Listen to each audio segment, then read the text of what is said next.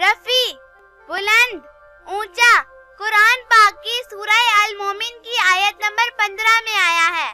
Rafe ऊंचा करने वाला बुलंद करने वाला कुरान पाक की सूरह अल बकरा की आयत नंबर 253 में आया है। रफी राफे। रिजवान रजामंदी जन्नत के एक दरबान का नाम कुरान पाक की सूरह आले इमरान की आयत नंबर 15 में आया है। रुफान पुरकशिश खूबसूरत हसीनो जमील रिजवान रुफान।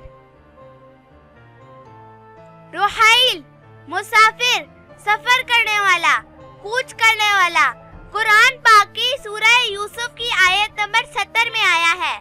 राहील मुसाफिर सफर करने वाला कूच करने वाला कुरान पाक की सूरह यूसुफ की आयत नंबर 70 में आया है।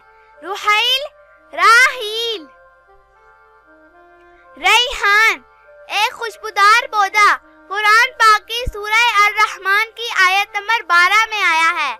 रुश्तान रहनुमाई वाला हिदायत वाला एक सहाबी रसूल का नाम रैहान रुश्तान।